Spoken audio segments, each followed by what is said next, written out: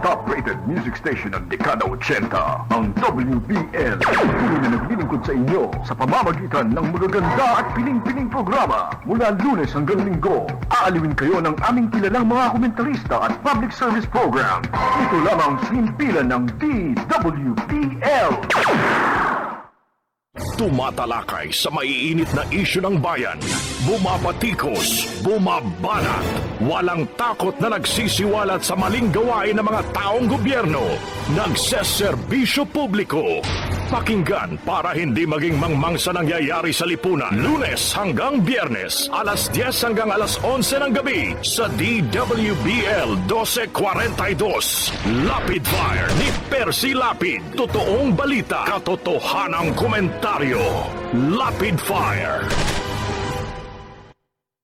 Magandang umaga. Congratulations. Tagahanga mo kami. Hindi mo lang nakakuha. Matagal na kami nakikinig sa'yo. Kasi magandang programa mo. Bukod sa mayroong tinatalakay na tama sa bayan, mayroong humor. At saka bilib ako sa'yo. Kasi minsan parang nagagalit yung babae sa'yo, pero hindi mo pinatulang, cool ka lang. Ang ganda ka, kung tinan mo ka ako yung si Percy ka, magaling talaga. Pero talagang kakako, maganda ka makiharap sa tao. Congratulations, babati lang ako sa'yo at more power. Keep it up.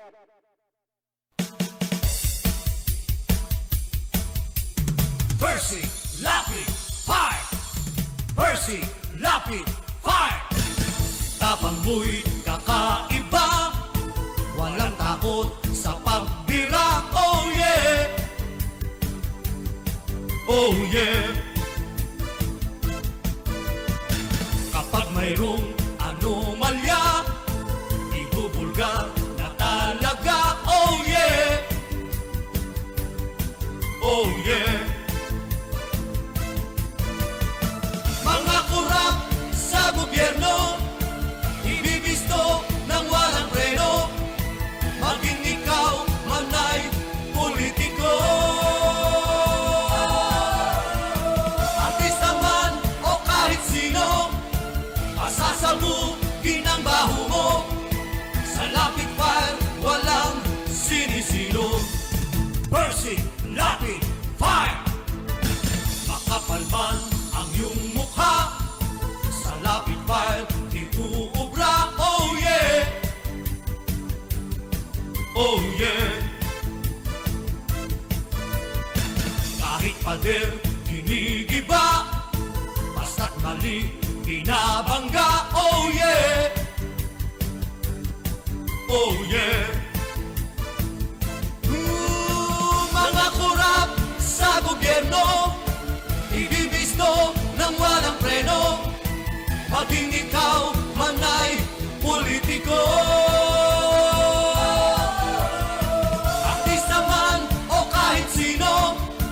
pasasabugin ang baho mo.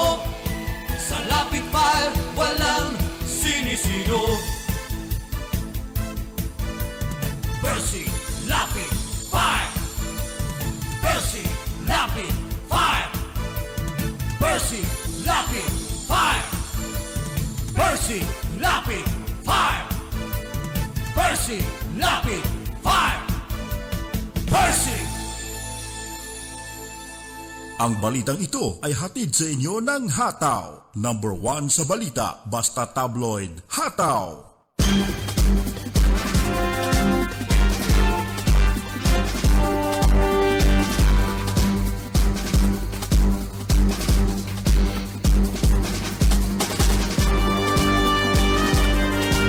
Sika Percy Lapid, bumabanat.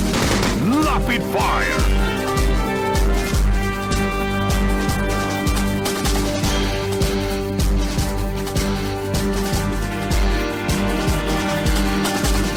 Magandang gabi po mga kaibigan. Muli pong sumasa inyo ang palatuntunang Lapid Fire. Tayo po'y napapakinggan Lunes hanggang Biyernes. Pagsapit po ng alas 10 ng gabi hanggang alas 11 ng gabi dito po sa himpilang DWBL 1242 sa inyong mga talapihitan. Muli po tayo mag-aanyaya sa loob ng isang oras ng ating pong pagtatanghal. Natatampukan ng mga pagtalakay sa mahalagang issue na ating pong pag-uusapan. At syempre po, sabayan tayong napapanood sa ating pong live stream sa FB. Sa gawing kanan po ng ating live stream, meron po tayong chat room. Maaari po kayo mag-type ng inyong mga reaksyon na ating pong babasahin sa kabuuan ng ating pagtatanghal.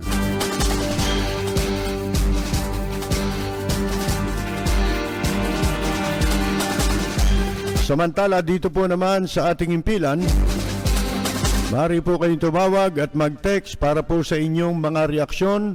Ang numero po ay 0915700625.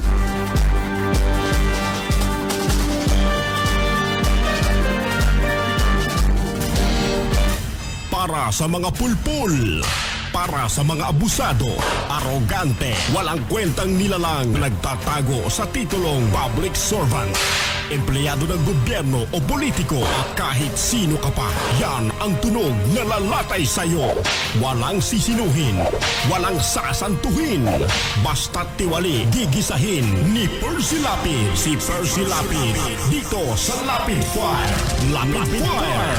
Percy Lapid, matapag na sandigan ng mamamayan, pader na di kayang gibain, ni naman kahit mga ulupong sa pamahalaan.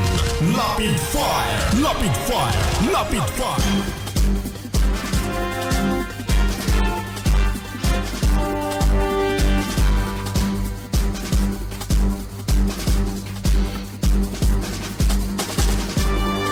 Napanood po ba ninyo kung paano nabuko sa kanyang kasinungalingan at mga maling paratang? Balibay marahas na paratang, ho? Laban sa kasamahang senador, ito pong caregiver.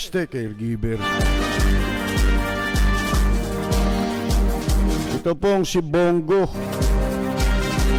Ngayon talagang masasabi mo ba kung paano ito naging senador?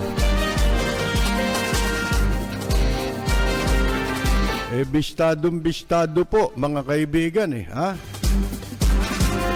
At nabuko na rin natin dito po sa mamaya, ipaparinig natin sa inyo yung pong bahagi ng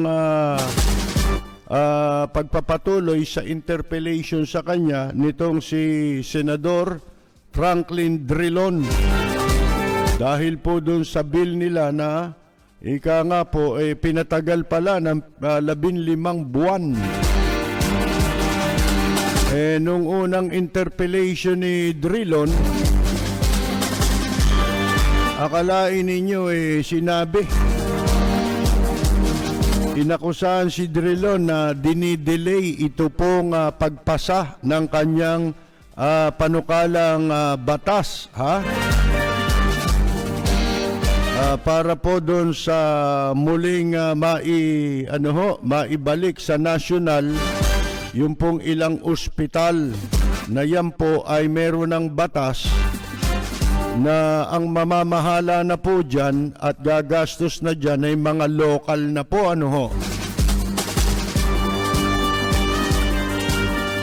Yan, abangan po ninyo yung dahil dito bukong-buko kung paano po nangamote.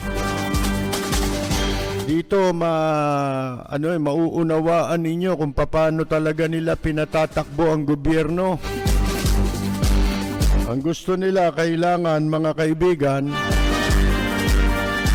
lahat ng maibigan, lahat ng magustuhan nila, kinakailangan mangyari kahit baluktot sa batas.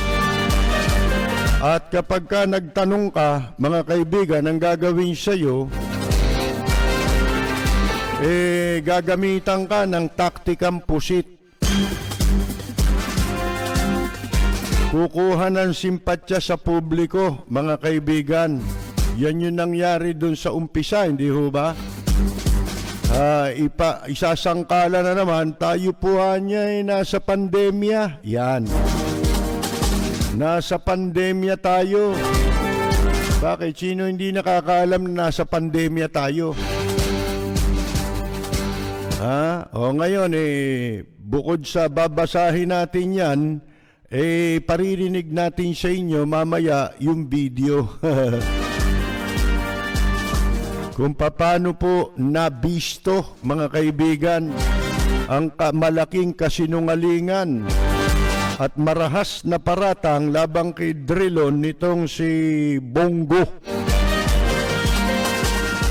Na si Drilon daw ay hinaharang para tumagal. Yun daw pong bill. Nagtanong lang pala. Nung magtanong, ang isinagot hinaharang daw. Talaga raw haharangin kahit anong gustong gawin para hindi raw makapasa. Pinatatagal daw. Yung pala, 15 buwan na nakatenga sa kanyang komite. Pero hindi naman nila, mga kaibigan, ay isinusumite para ika nga mabusisi yung batas. Iyan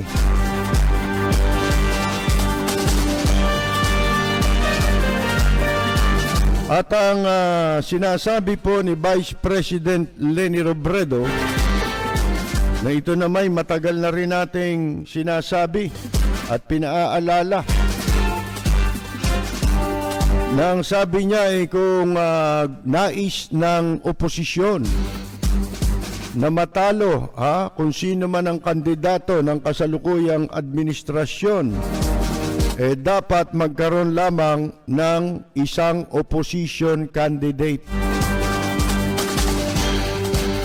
Otherwise, wala na Wala na mangyayari dito. Ngayon pa lang Makikita ninyo, magugulo na yung iba Kaya naman talaga, dyan nananalo ang mga walang hiya. Kapag nagkawatak-watak, siyempre, puro walang paninindigan Kapag ang tao hindi marunong manindigan, dyan ka pupunta. Hindi pa rin naiintindihan na lahat lilituhin ka, siyempre, para hindi magtagumpay ang kandidato mo. Pero kung may paninindigan ka, come what may, manindigan ka kung sino yung talagang alam mong karapat-dapat na mamuno ng ating bansa. Ganun lang yun Yun ang wala sa marami sa atin.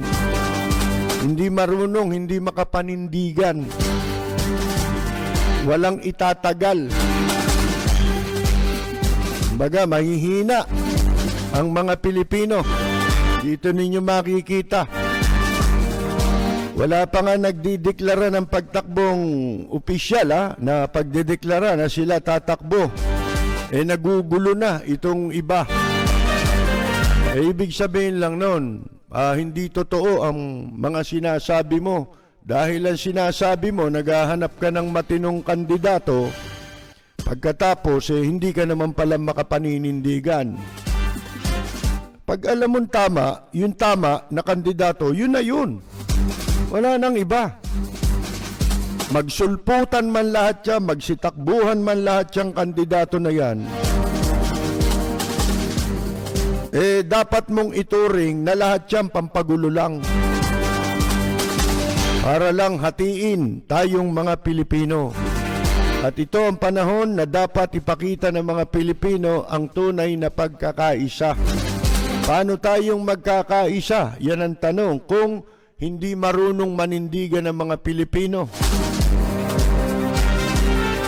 hindi tatanggapin mo na lang na China pa rin, ang lubusang sasakop dito sa Pilipinas immediately after the election. Yan ang mangyayari. Bakit? Sa mga nakikita nyo ba, meron pang karapat-dapat na ibang kandidato? Malibang kay Vice President Leni Robredo at sa ilang mga personality, kamukha ng sinasabi natin yan si Justice Carpio. At marami pa sa kanilang hanay na mga karapat-dapat na iluklok natin sa susunod na eleksyon sa iba't ibang pwesto sa gobyerno. Meron pa ba? Alam naman natin yun Ang barometro lang dyan, sabi nga sa inyo track record. Dyan lang, hindi ka na magkakamali kung sino iboboto mo. Dapat ang kandidato mo walang bahid ng pagnanakaw. Tapos. Nagbanggit ba tayo dito ng mga kandidatong karapat-dapat, ha? O personalidad na karapat-dapat na mayroong bahid? Ba hindi po. Pero kung walang makapaninindigan, sa magnanakaw din, ha? Ang punta natin. Mga nagpapanggap, siyempre magpapanggap ngayon yan, eleksyon ngayon si Mike Defensor lang, kumandidato na naman congressman yan, di ba? Kakandidato na naman yung party list niyang mga damuho na yan. Siyempre, sasabihin ba nilang walang hiya sila? Hindi nila sasabihin yan. Na kami nanlulupig, nanunupil ng kalayaan sa pagpamamahayag. Sasabihin ba nila yun? Ay, hindi. Sabi nga ni Ben David, hindi.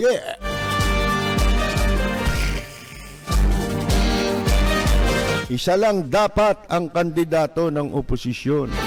Ngayon, kung magparami sila ng kandidato, di bahala sila sa buhay nila, yung pong mga nasa administrasyon. Kasi yun ang paraan para mo mapakonti ang kakailanganing boto ng dapat manalo. Pag marami, hati-hati, basag-basag ang boto. Kung kung babasagin lang ang tao, ang pinakamadaling mabasag hindi pa bumabagsak mga Pilipino. Mahawakan mo lang, basag na Yan po At saka hindi ba kayo nagtataka? Ito tanong natin sa inyo. Walang nagpapaliwanag nitong mga ekonomista. Tahimik sila pagdating dyan. Ito, magtaka kayo Tanong ko lang to. Baka pwede kayo mag-text o magbigay ng reaction nyo. Ito, tanong ko muna bago natin pag-usapan itong mga ibang issue. Hindi ho ba katakataka itong bansang ito? Mga kaibigan, sa ekonomiya, tayo, walang produksyon. Wala tayo yan Kung meron, konti lang yan Wala. Hindi nga kayang buhayin ng export natin kung meron man tayo na tinga lang yan. Hindi nga kayang buhayin ang bansa ng mga export natin kung meron man tayong nai-export. Hindi kaya niyang buhayin ang bansa. Wala tayong ekonomiya kung yun ang pagbabatayan mo. Ngayon, maliwanag po ang bansang Pilipinas, nakabatay lang ang ekonomiya nito kung kaya't may natatawag pang ekonomiya itong Pilipinas. Dahil lang yan sa mga OFW na nagre-remit ng kanilang pera dito sa Pilipinas. Kaya, meron tayong ekonomiya. Yung export, import, siyempre, gagamit ka dyan, dolyar. Saan ba nang gagaling yan? Sa remittance yan ng mga OFW at saka ng mga Filipino overseas o Filipinos overseas, mga kaibigan. Ngayon, pag nawala yung OFW, wala na tayong ekonomiya. Di magtaka kayo. Wala pa man yung pandemya, gumawa na nga sila nung malupit na batas. Ano yun? Yung train law, hindi ho ba?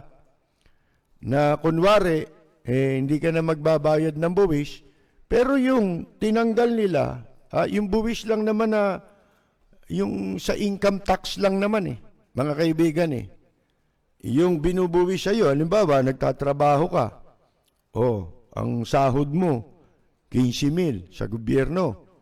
Pag kinuha mo yan, mga 13,000 na lang, di ba? ang makukuha mong sweldo dahil kakaltasin na sa'yo yung iyong buwis mula doon sa iyong kinikita. Maganda sana yon, di ba? Kasi pag binilang mo yon, kung walang kapalit yun, maganda yun. Kaya lang, sabi nga natin, simula pa nung ipanukala yan train law na yan, bago pa maaprubahan yan at mapirmahan yan, sinabi na natin na magiging repercussions niyan, yung consequence, mga consequence na pwedeng mangyari, at yun nga ang nangyari. Wala pang pandemya yan, ang bilihin nagtaasan kasi dun sila babawi. At ito namang mga negosyante, hindi naman magbabayad dyan Magbabayad dyan yung ibabayad nila, kaya nga nila itataas ang bilihin at itinaas ang bilihin, dahil sa doon nila kukunin yung sisingilin sa kanila ng gobyerno. Entonces, kumita pa sila. Hindi ba? Lugar na magbabayad sila, bawat bibili ng kanilang produkto, kukolektahan nila yan.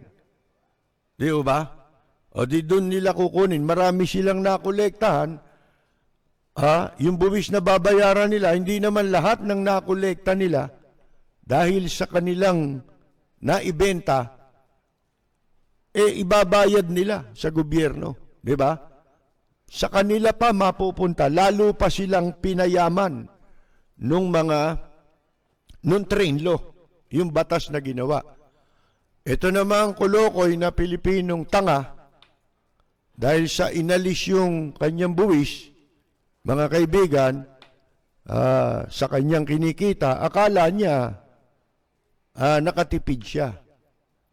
Sabi ko nga sa inyo, kung isang buwan 2,000 nawawala sa sweldo mo dahil sa buwis, hindi na mawawala yon. Sa'yo na yon. So sa isang taon yon ay 24 milyon, di ba? Sa loob ng 12 buwan. Isang taon. So mga kaibigan, pag kinuwenta mo ngayon yan, 24 mil, tinaas lahat. Pati pamasahe, lahat yan, nagtaasan lahat yan. Pati serbisyo. Ang daming serbisyo, di ba? Yung nagbibigay ng serbisyo. Ultimo, itong ang mga mayayaman, lahat ng kahayupan itong mga oligarchs, lahat ng kahayupan na maisip nila para hut-hutin ang pera ng mamamayan, ay gagawin yan. Kanina, may nabasa ako, kasi nakakatanggap din ako ng ganyang klaseng text mula sa sa service provider ng cellphone, mga kaibigan. Di ba? Makakatanggap ka ng nabasa ko kanina sa social media, may nag-post na isang ka-FB natin. Nabasa ko yung post niya. Yung kung yung itinetext ng Globe. Ano ba tinetext niyang Globe? Kung ikaw ay naubusan ka ng load, pwede ka niyang umutang ng hanggang 50 pesos. Yan. Dadayal mo lang, bibigyan ka na ng 50 pesos, halagang 50 pesos na load. At yung 50 pesos na inutang mo ay babayaran mo kapag ka ikaw ay nagpa-load sa susunod, di ba? At ang gimmick nga nila ngayon, pandemya, dahil hindi ka makalabas o kaya tinatamad kang lumabas, naubusan ka ng load, pwede ka umutang, 50. Pero babayaran mo yan pagka ikaw ay susunod na nagpa-load. May tubo yun. Sisingiling ka ng 60 pesos. Yun ang ikakaltas sa susunod na pagpapaload mo. Kala mo natulungan ka, di ba? 10 piso ang tubo sa 50 pesos. Magkano lumilitaw yun? Ilang porsyento lumilitaw yung 10 piso katumbas ng inutang mong 50 pesos?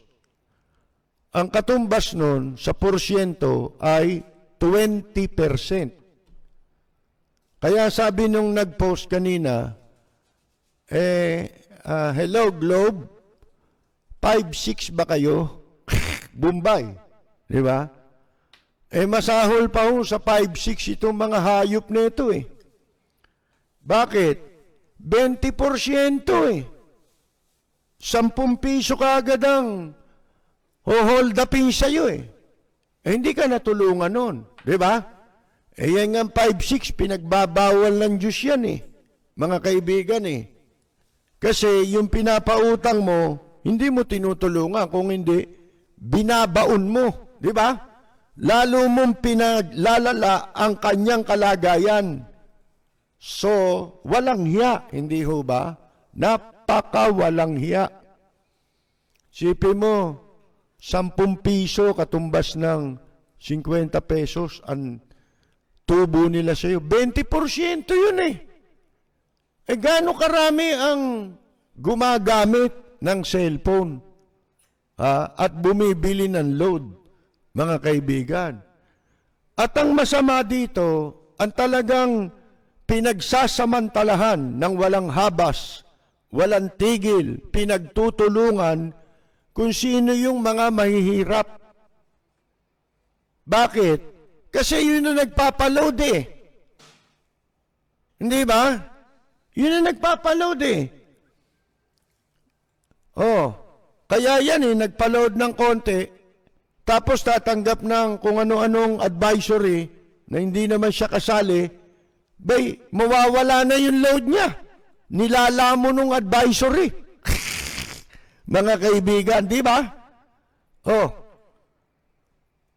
Sino yung nagagano nila? Yung mahirap. Kasi unang-una, ibinili mo ng load, hindi mo pa ginagamit, hawak na nila yung pera mo. Di ba? Yung mga prepaid. Hindi katulad nung merong, ano tawag mo ron? Yung binabayaran mo monthly? Postpaid. Pag postpaid, hindi nila nagagawa yun. Di ba? Mga kaibigan. Pero yun, hindi pa nagbabayad yun, hindi pa nila hawak ang pera ng postpaid. Di ba? Pagka na-consume na, at saka pa lang nila sisingilin. Ganun pa man, hino-hold up din yan. Di ba? Yung overcharging. Ngayon, pandemic na tayo. Pero, lintik po, grabe ang pagtataasan ng mga bilihin at hindi pa yan. Ang pagsasamantala, katakot-takot sa panahon ng pandemya. Lahat ng nagpo-provide ng serbisyo at saka nagbebenta ng produkto. Halimbawa mo sa serbisyo, yang Meralco, di ba? Hayop yan, mga kaibigan. Naniningil, walang binasa. Di ba? Hindi nag-reading. Sino hindi na biktima ng Meralco? Buong Pilipinas na meron pong linya ng Meralco. Hinold up niyan. Ang laki. Kami lang magkano siningil sa amin yan. Mahigit 3 buwan ang ninakaw ng mga hayop na yan sa amin nung unang lockdown. Di ba? Wala naman nagre-reading. Sipin mo yan, mga kaibigan. Mahigit 30,000 ang hinold up niya sa amin. Paano ka magre-reklamo? Actionan ba nila yan? Hindi. Kakatwiranan nila yan. Magtatalo kayo pag pumunta ka at nagreklamo kayo. Bakit? Walang kapangyarihan ng gobyerno sa kanila eh.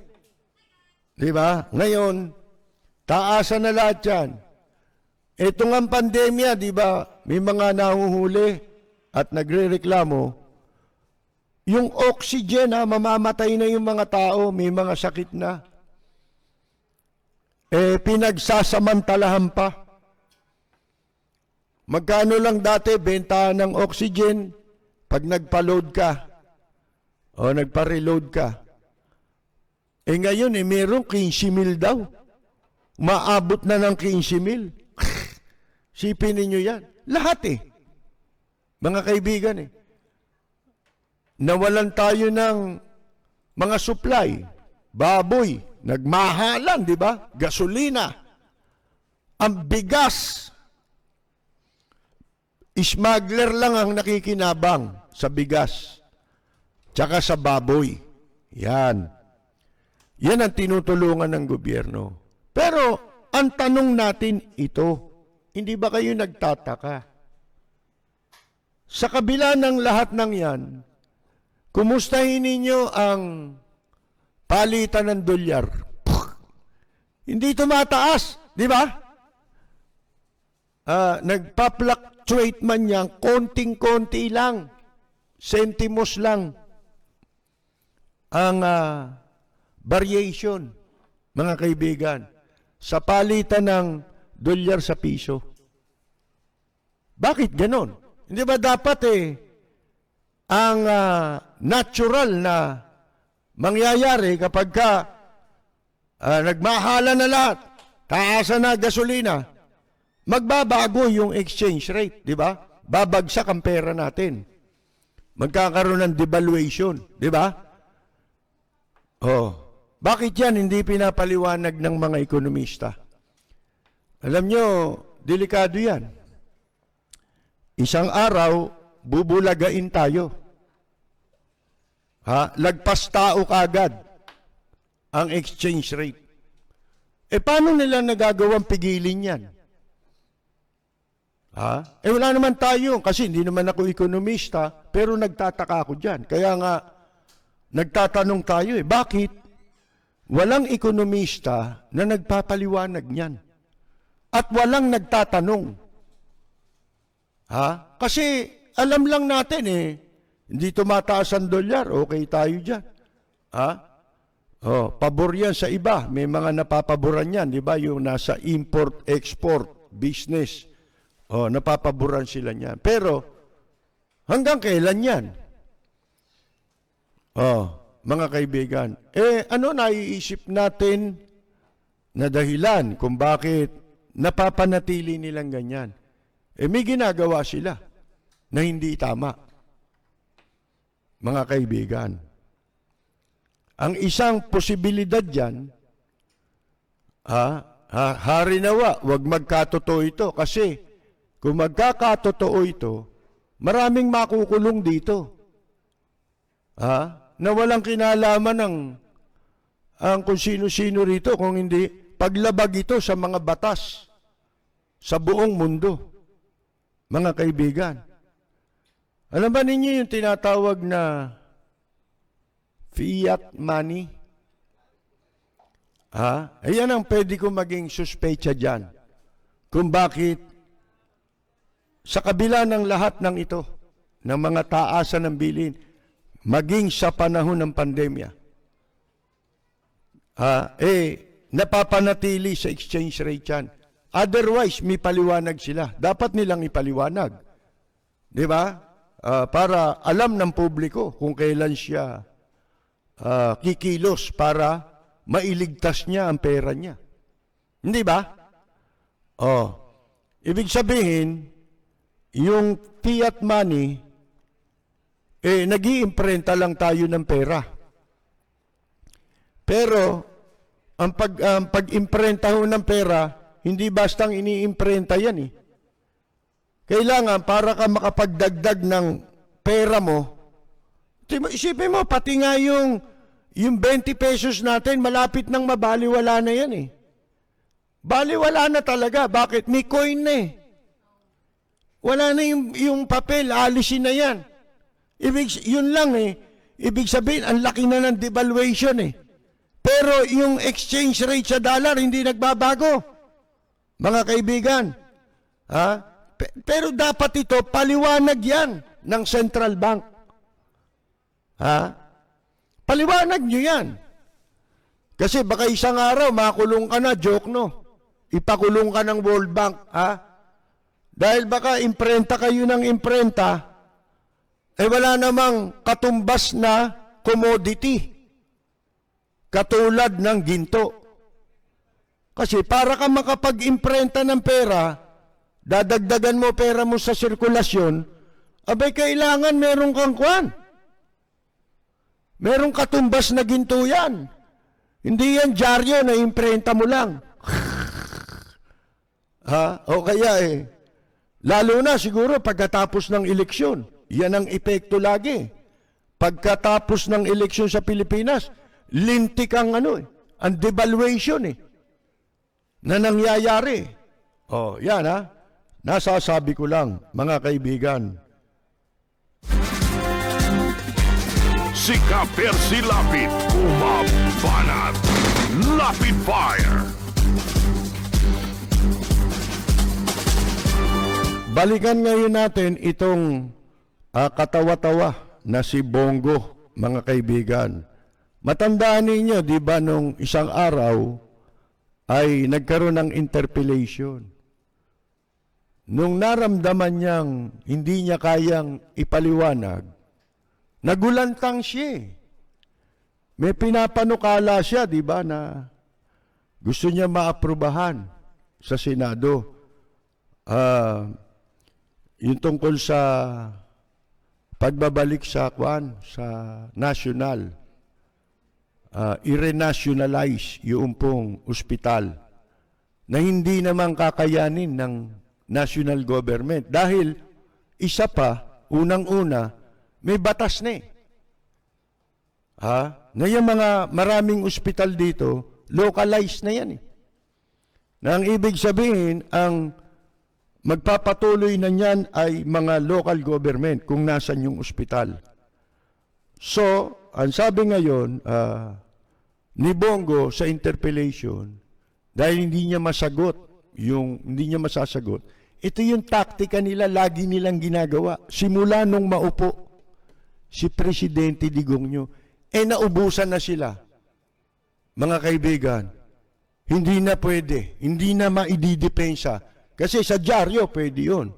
Sasabihin mo sa dyaryo, tsaka palang sasagot. Ito, ano ito Kumbaga, hindi man sila magkakaharap doon, may video di ba?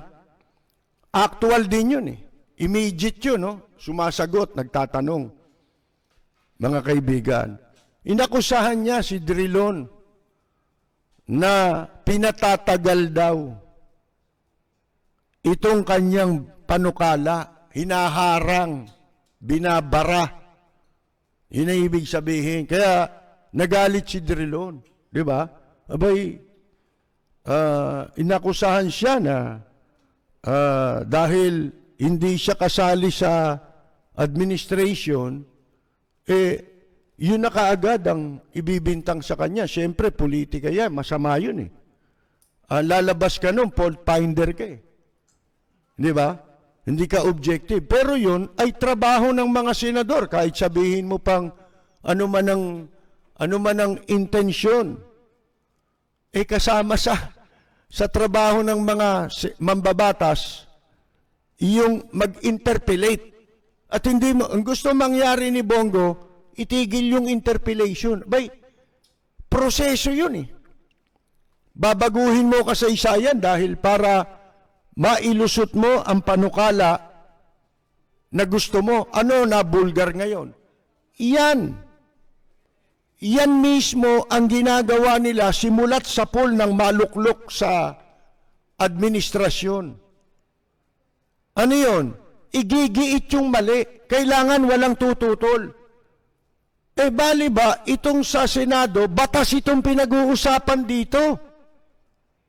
Ibig mong sabihin, lalamukusin mo lahat yan, yung proseso na yan. Tatadyakan mo lahat yan, sisipain mo lahat ng proseso para lang maaprobahan ang kung ano man ang nilalayon mong batas na papabor dahil gagahasain mo. Yung tiwala ng publiko, pagsasamantalahan mo. Di ba? Hindi lang pondo ginagahasa nitong mga ito, kundi ginagancho pati tiwala ng tao. Pinaniniwala yung tao na maganda intensyon nila. Ano sinagot? Aba, magtatago na ngayon sa sagot na ganito. Abay, nasa pandemya po tayo. Kawawa naman po ang mga tao. Ha? Doon sila magtatago. Bakit?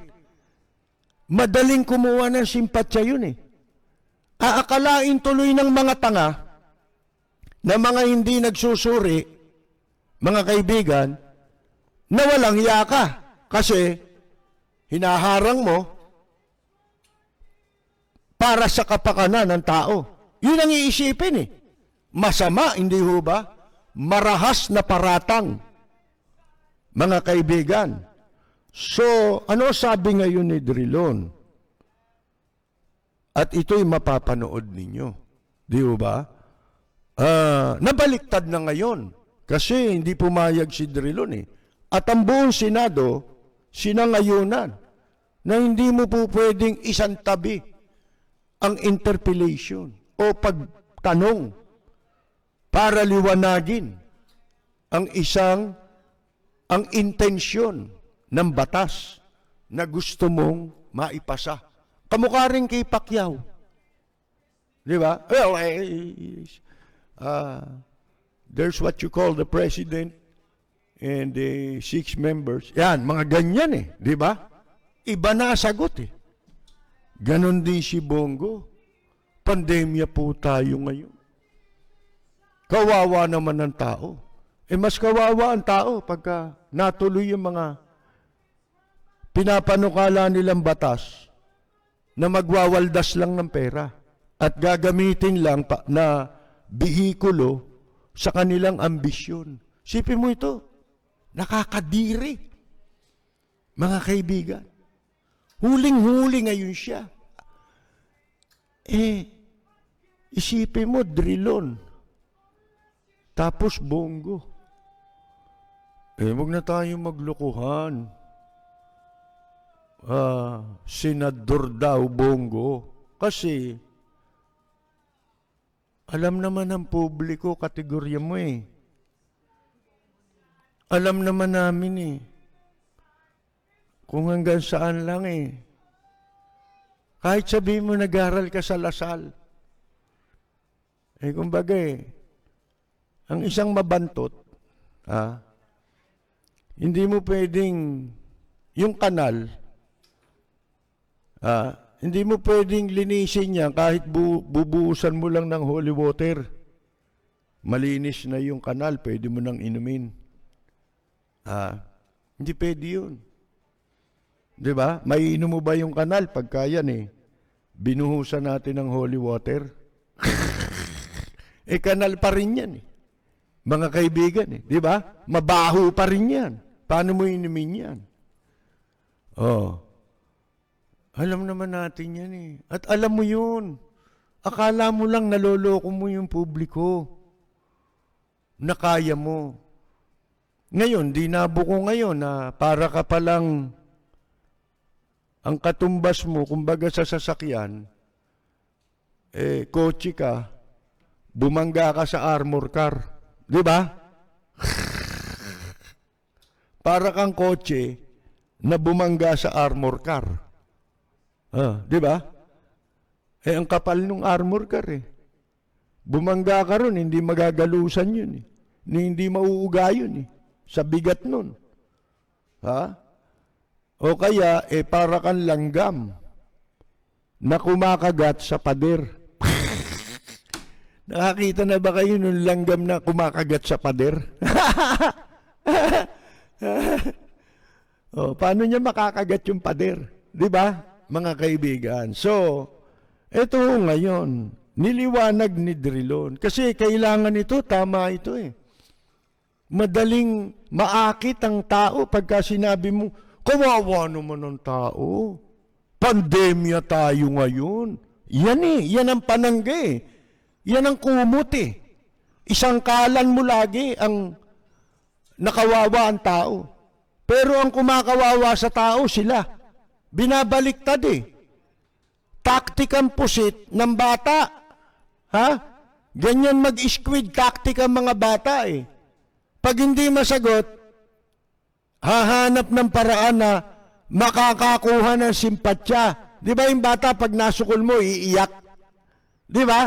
Pag walang paliwanag o kaya matatawa ka sa paliwanag. Ganun mga kaibigan So, eto ngayon, sabi ni Drilon, na itong Committee on Health and Demographics, ito'y bilang sagot niya sa pagpapatuloy ng interpellation.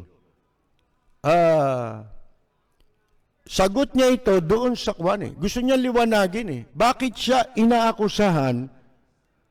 Umpisa pa lang yun Nag-uumpisa pa lang nilang i-deliberate yung pong panukala.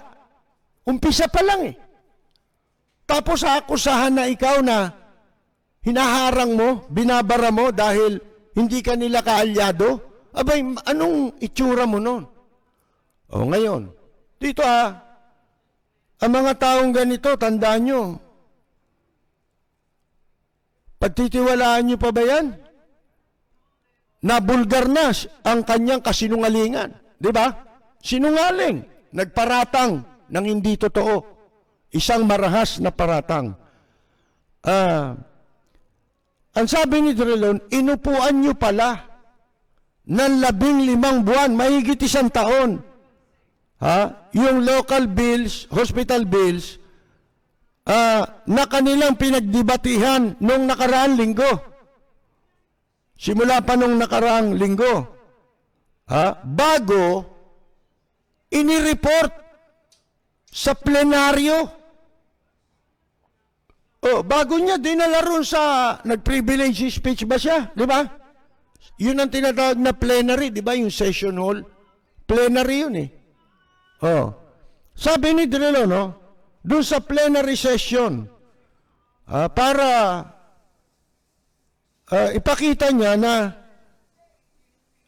itong Sigo ay nagpaparatang, na sinasadya niyang i-delay ang pagpasa ng mga panukalang batas tungkol sa ospital, na naglalayon daw na mag-establish, rationalize, or enhance through increased bed capacity sa pagdadagdag ng mga higaan sa ospital. Ilan yan? Kasama yan. Sabi ni Drilon, ayon sa record, anya, yung mga panukala mo ay nirefer lamang o nirefer sa Health Committee na pinamumunuan ni Go as early as first quarter of 2020. Yung unang 3 buwan ng last year, nung nakaraang taon. And were only reported out in plenary 15 months after, pagkatapos na, yun nga yung nakaraang linggo. For 15 months, the proposed law, ito raw mga panukalang batas, ay nakatambak lamang sa Senado. Dahil ang committee ay hindi naman ito pinapansin. Hindi nila ginagalaw. Ang tanong ngayon ni Drilon, bakit inabot ng 15 buwan bago nila ito dinala sa plenaryo? Kung matalino ka nabulgar na ron sa sinabi ni Drilon na nagsisinungaling ka without even saying. Hindi man niya sabing sinungaling ka na. Kasi sabi mo, hinaharang. Dahil ayaw niyang maipasa, dahil hindi siya kaalyado. Mga kaibigan. Pero sa salita pa lang hindi naman nagpaparatang si Drilon Katumbas na yun nagsisinungaling si Bongo. Di ba? Ito pakinggan ninyo at panoorin itong pagpapatuloy ng interpellation kung saan nabuko si Bongo at panoorin nyo itsura niya. Panoorin nyo kung paano niya tinatangkang palusutan. Ngayon, iba na sinabi niya, dahil sukol na siya, pambobola naman, hagod, tapos gagamitin kaladkad sa publiko para palabasing may layunin siyang mabuti. Kung talaga sabi ni Direlong, kung talaga malinis pa lang, maganda pala layunin ninyo, di sana nung nakaraang taon pa, dinala na ninyo sa plenaryo yan para natapos na natin dahil maganda layunin ninyo. Hindi ba? Sinasangkalan nyo lang ito para siguro magamit na credential sa kampanya. Pero ito, mahalata mo na. Peki ito. Gagamitin nilang peking accomplishment para mapaniwala, kumbinsihin at linlangin ng publiko sa darating na eleksyon. Panoorin po natin at pakinggan. Mr. President, can I ask a question? Mr. President, can I ask a question? Yes, go ahead. So hindi po totoo, Senador Go, na pinapatagal ko po ito mga pagpasal, ito mga batas na ito. Dahil maliwanag na Enero pa lang ay nasa committee na ng health kung saan kayo po ang chairman. At doon po tumagal ang panukalang batas. Sinabi ko po kanina, Mr. President, that the minority leader and I and all of us just want to help our country. Sa gitna po tayo ng pandemya. May tanong po akong specific. Sinabi niyo po nung nakaraang, ayaw ko na po sana buksan ito, ngunit kayo po, mahaba ang manifestation niyo, in effect, sinisisi niyo pa rin tayo.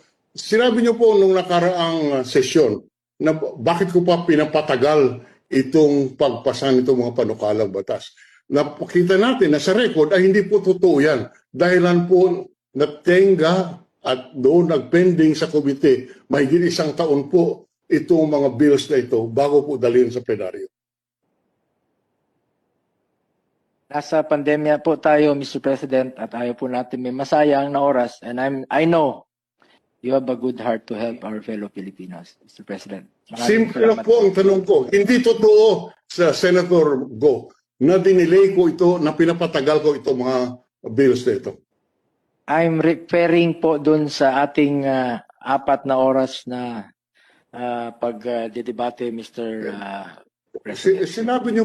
Sinabi niyo talaga, and pointing to me, you said that you pretend to support these bills, but in fact you do not. And you're saying, pinapatagal ko ang pagpasa nitong mga panukalang batas. Hindi po totoo yan, hindi po ba? Now I am convinced, Mr. President, that you are willing to help these measures to be passed, Mr. President. Thank you, Mr. President. Gentlemen,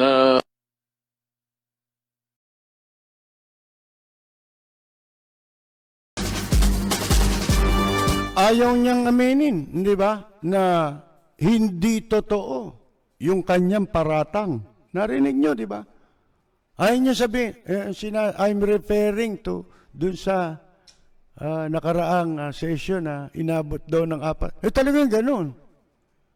Nagsenador ka, hindi mo alam. Di ba? Kailangan mong idepensa ang bill mo. Dahil katungkulan din yan ng mga senador na busisiin ka. Di ba? Kung ano yung layunin ng ipinapanukala mo. Hindi pwede, pipi sila. Babaguhin mo dahil gusto mo mailusot para kung sino man ang kandidato nyo, pangangalandakan nyo yan.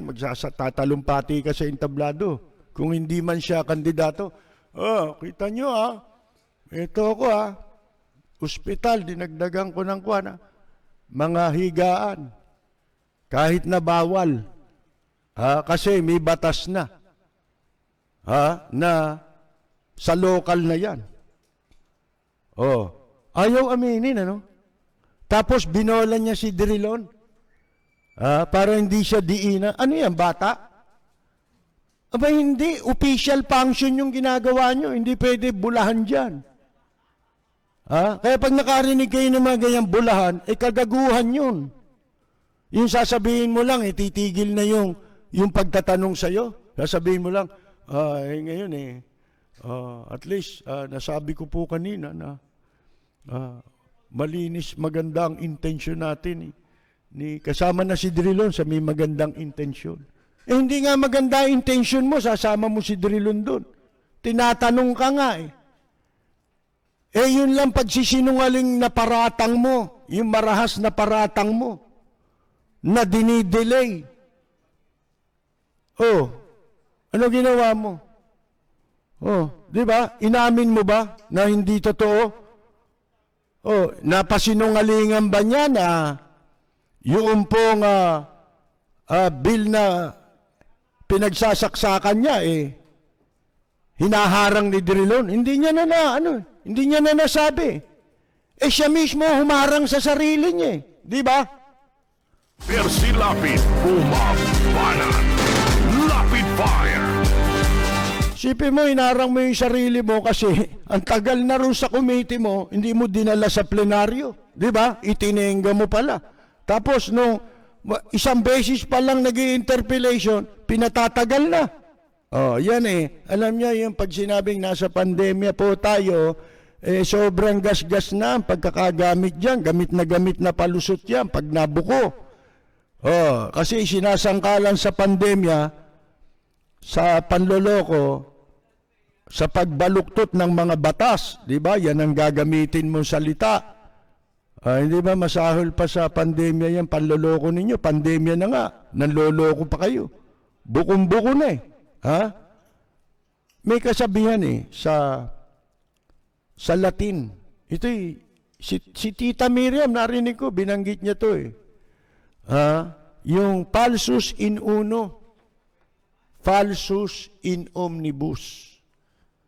Na ang ibig sabihin ay, kung mali ka sa isa, mali ka na sa lahat. Kung sinungaling ka, di ba? Ano pa ang magiging totoo sa'yo? Lahat na, kasinungalingan na sa'yo yan. Di ba? Huling-huli sa pagsisinungaling. Ngayon, mga kaibigan, gusto ko lang ibalita sa inyo na konti na lang ang kailangan natin, mahigit, wala nang 2,000 na subscriber ang kailangan po para makuha ng palatuntunan ito.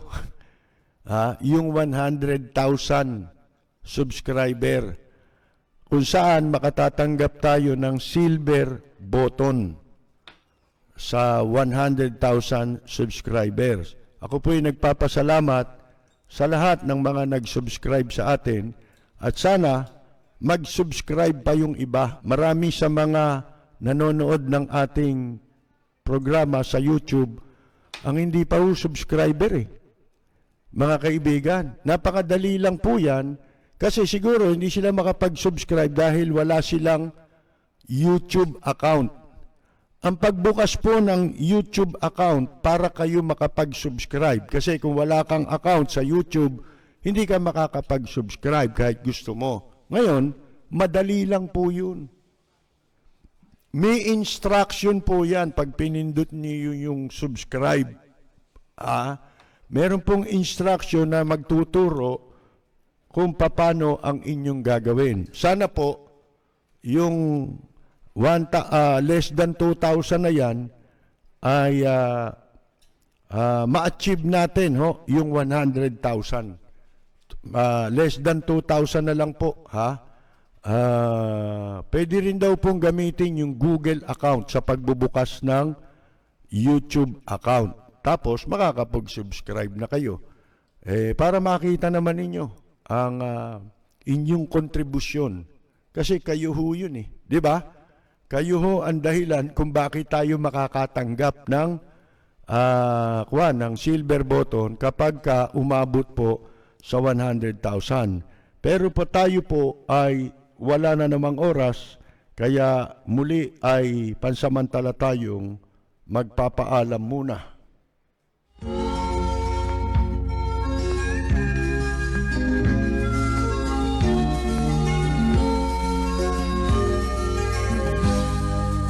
Bayan ko ay isa ang lahi, Dito'y wala ang pagkukunwari. Hindi padagay, sadyang kilala sa daigdig. May pagkakaisa sa bawat nais. Ang bayan ko'y Mga kaibigan, tayo po ay muling magpansamantala munang magpapaalam. Babalik po ang Lapid Fire bukas alas 10 ng gabi hanggang alas 11 ng gabi dito po sa impilang DWBL 1242 sa inyong mga talapihitan. mapit lang yaong wakas. Ito po si Percy Lapid. Sa bayan ko, lahat kami Maraming salamat at magandang yumaga! Bong! Go! Dito'y makikilala mo ang isang kaibigan nagmamahal sa'yo.